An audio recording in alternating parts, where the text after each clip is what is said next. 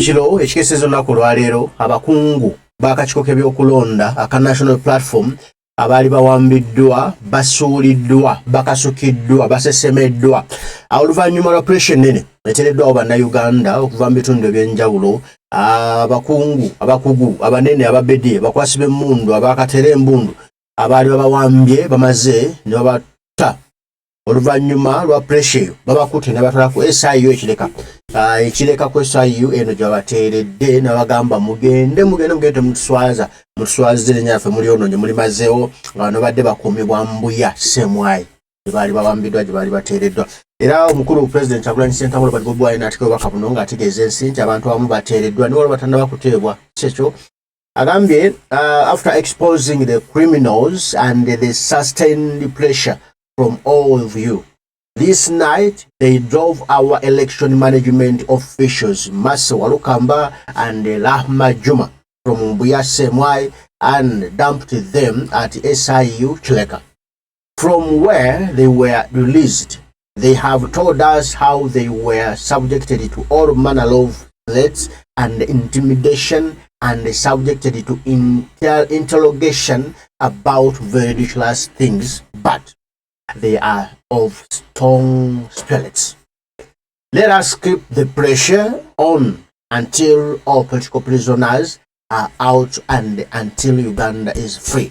Bigamba President Kyagulanyi Ssentamu Robert Bobi Wine agamba nti oluvannyuma lw'akazito lw'akatoffaali temutadde ku gavumenti y'abatemu y'abakozi b'ebikolobero n'okulabisa kwemukoze bannayuganda mwenna okuva mu bitundu ebyenjawulo ekiro kya leero bakutte abantu bano ne babavuga ne babatwala ne babavuga abakuli akakiiko k'ebyokulonda ka Nup Abali Bawambidwa okuli Masa Walukamba chairman wamu ne Rahma Juma bano bavugiddwa okuva embuya semwai ne batwalibwa ne basuulibwa ku SIU ekireka wano ne babayimbulidde ne bagamba mugende tina kwenda mugende muli otuswaza mutuswazizza nnyo kye babadde ntegeeza bano ne bategeezezza nti batusiddwako okutiisibwa okangisibwa gavumenti y'abatiitizi n'okutiisatiisa era nga babuuzizza ebibuuzo ebyenjawulo ebitalina amakulu ebitalina mulamwa ebiri awo fwa bano bali fwa tegedde naye ekitusanyusa nti bano emitima gyabwe gikyali gya lwazi gikyali migumu gikyali gya jjinja bakyali ku mulamwa gwe baaliko tebatidde twongere akazito okutuukira ddala nga bonna bannaffe abaasibwa bayimbulwa ate n'okusingira ddala nga Uganda efuna eddembe lyayo beebo abantu baffe abayimbuddwa nga bw'obalaba abakyala abalungi abamatobuta bebaali bawambiddwa oba tebabakoze ebya Gomula ne Sodoma sibe tebabibakoze manyi abo amaddu g'abayinga kuba mu nsiko bajja n'amaddu gaabwe tegabavangamu ate nno bano okuyimbulwa kiddiridde olunaku olwaleero era luno lutumu President Kyagulanyi Ssentamu Robert Bobi Wine okuvayo n'exposing okuvayo n'alaga ensi ng'alaga GPS bagita GPS akuuma akalondoozi ka mulondoozi tebateeka mu mmotoka y'abantu bano abakujakyukireko gye batambuliramu emmotoka eno bwe yalondoddwa n'ezuulibwa oba n'esangibwa ng'eri ku kitebe ekyo eky'embuya ewatulugunyizibwa ewaddamura nga weeri kati President bwe yaexposinze badde balina okubata kubanga olwedde emmotoka yabadde eraga nti yavugibwa okuva empigi zururururururu paka mbuya ani yagijja empigi n'agitwala embuya ku kitebe eky'omukulu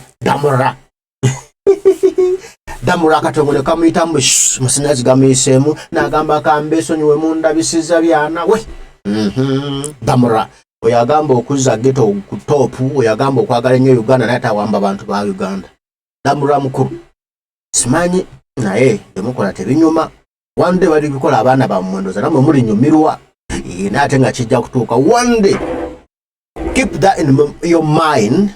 Mukuru damura ne banno be mutuwamba bwe muwamba banna Uganda byonna bye mukola olumzo baba sanyufu nga mutambulira muzi SC mutambulira mu Bugombe muina abakumye mundu emiriro gye bali kumpi wegiti mutukube MP mutusuna mutuwangula amanyi obukongovule mutukuba Sodom ne Gomora byonna mbikole ne whatever you do keep it in your mind, will turn back to your children. If not your children, your grandchildren, bro. Byonna bibajja kubatuukako. So mubikola abaana b'abannammwe.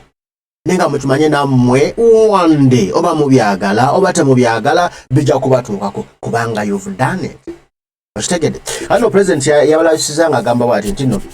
Unknown to these criminals, the vehicle in which our electoral management team was traveling when they were abducted from Mpigi had a tracker.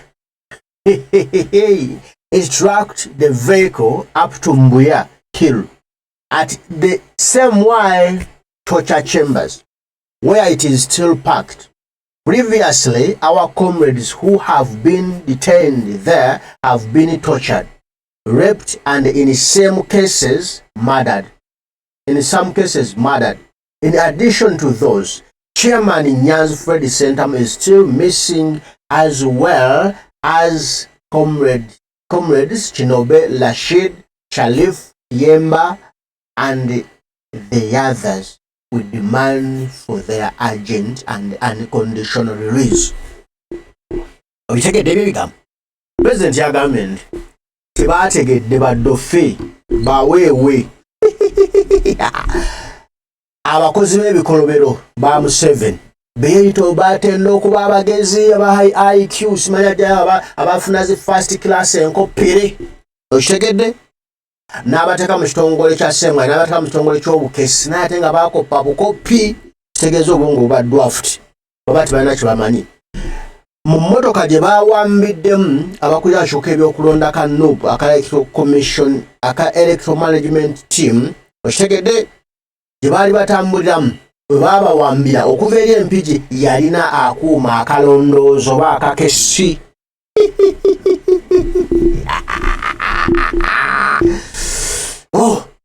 Kano akuuma akakesi kagenze kakette emmotoka okuva Mpigi nga kagirondoola paka lwe yatuuse Embuya okitegedde ku kasozi ka omutulugunyi Ssabatulugunyi omukulu Damura okitegedde eyo gye bayita Ssemwali okitegedde era ng'ekifo kino we watulugunyizibwa abantu bannayuganda abanoonyi b'enkyukakyuka era ng'emmotoka eno awo wekyayimiridde mukulu Damura tugambe yatuuseewo etya.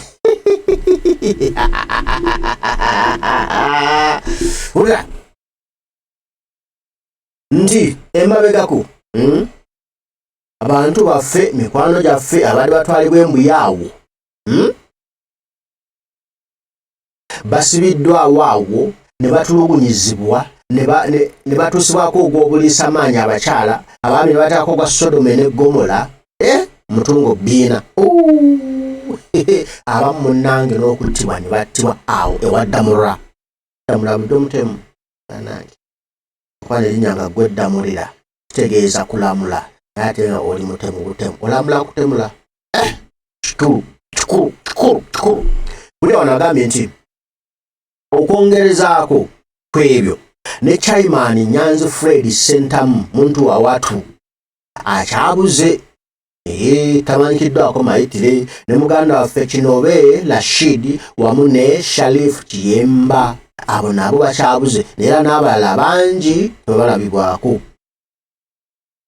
Tubanja mbagirawo okuteebwa kw'abantu bano nga tewali bukwakkulizo bwonna bubateereddwako. N'agamba free Kizza Besigye, free Chairman Nyanzi, free all political prisoners Uganda, free Uganda. Bigambo ya President Kebyokulonda Centam. Akati n'atulaga abantu baffe bano abamisinga the missing bali be batadde Lahma Juma n'omukyala akulira Kebyokulonda n'abaganda baffe bano ababiri abo tebannaba kuteebwa ndowooza bakyali mu bagola Sodom ne Gomora omanyi bano bawoomerwa Sodom ne Gomora yabatuuka ku bwongo kati awo President aterayo the trackala yabanange mbalaga trackala President gyateereddeyo eraga nti nno emmotoka gye bawambiramu abantu bano ate eri mbuya. Netubuuza nze naawe embuya awo yatuuseewo eti. Nange kyembuuza batugambe bannange manti mulaba you see this motoka came to mbuya because of mbuya rutu. Olaba bweyazze negenda empigi bweto jinjaloodi bweto mbuyala hiyo. Olaba nowali obugambo bwa bulu UBP 243R awo yeyo emmotoka yaffe yennyini eyo. Emotoka yaffe eno emotoka yaffe eno ya Electoral Commission Management Committee yeyo eri embuya kinnawataka embuya hiiru awo zone 5 awo weri watulugunyiza abantu awo weri. Oluvannyuma lw'okulabisa kuno omukulu Damuyana agamba mpedde bananga basajja bantega ekyonzira bandage zavuna unimi n'abayimbula n'abakasukeri n'abanaga tukuyita n'okunaga n'abanaga kombe n'abanaga kaali. Ati bano bawambibwa today is 21st 20 bawambibwa nga 19 ka 19 gye babawamba okuva Mpege. Era bwe babawamba baali bana nno bwe nnanannana wadde bataddeko babiri abakyala batidde eno oluvannyuma batuusaako Sodoma ne Gomora bagamu yene mugiramu ejjanja Sodoma ne Gomora bwe tubakozeeko. Kati abaami bo tebanaba kubata ndoza bakyabasodomayizinga anti bagambye mbuno wabeerayo Sodoma ne Gomora. Wate moggo. Kakati nno bano bawambibwa agambye nga abiri baali mpigi. Omukulembeze n'ategeeza ensi yonna nti former member of the National Unity Platform Election Management Committee Masiwa Lukamba, Lovans Alex Lwanyaga, Rahma Juma and Kayabra Eddie are missing. Mishagede nti abantu bana bashukirwe kundaka Nup. Umuli Masiwa Lukamba ye chairman, Lovans Alex Lwanyaga, Rahma Juma wamne Kayabra Eddie babuziddwawo. They were abducted on gunpoint around Lungala, Mpigi last night as they returned from a burial in Lakai. Banadova kuzika eri waffe Lakai, Isamuwemba, Lakai, yadava kuzika.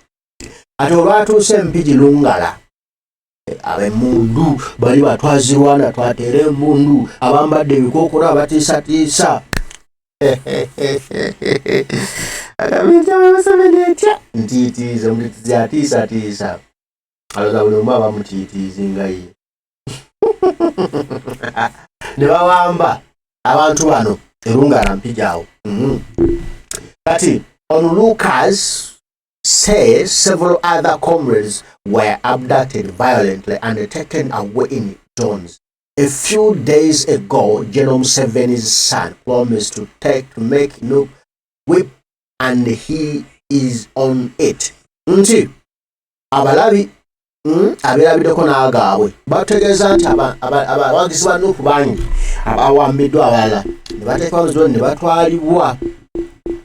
Wabula ennaku ntono nnyo emabega ffenna twakitegedde mutabani wa Museveni General Muhoozi Otegede yavuddeyo n'agamba nti agenda kufuula Nup ekyeneena ekintuntu ekiri awo ekyonziira ng'abakaabya amaziga abakola Sodoma ne Gomora abatulugunya abakola byonna ebikyamu by'owulira nti kati omulimu ogwo agutandise naye ajja tufiiringa. N'agamba but we can assure him and his father that they are not God. Naye twagala okubategeeza okutegeeza Muhoozi talina Lugaba ne taata we Museveni si ba Katonda. Tebeerima mu be bakatonda be bagoodo. Si ba Katonda, they are not God. Oyide n'agamba the people of Uganda will have the final laugh. Ekyo nze nkigamba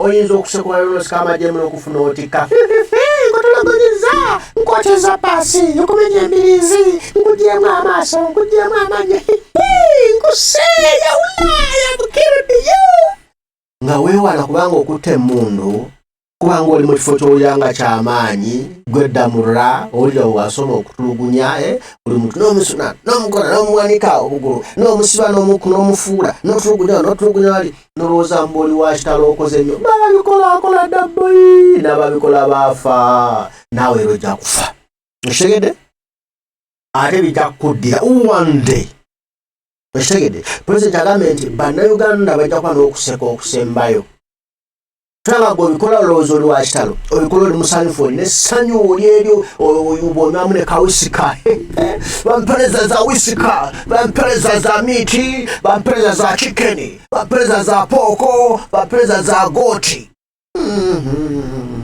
abo tabaana babano bwetulugunya abaana babano olowooza you are so special wadde abatta jananiruumu era nga ye yatta omulamuzi wa Uganda yasooka Benedict Kiwanuka wadde ye akyali emmere naye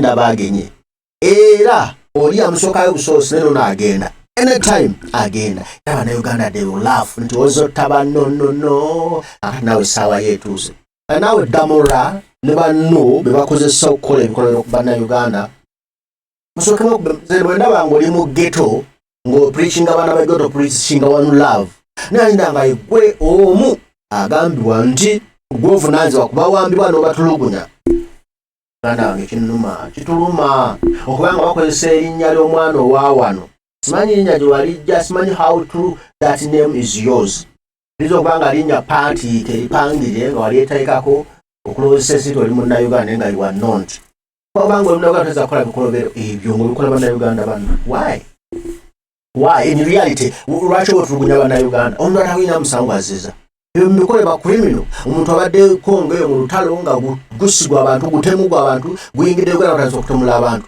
do that to him kubanga ebyo ebintu bye naye omuntu just aliwo legally mu mateeka ayaga okukyusa obuyinza mu mateeka nomukola bino kanga mulowooza mumuli bwa kitalo mwalwana nnyo your day is coming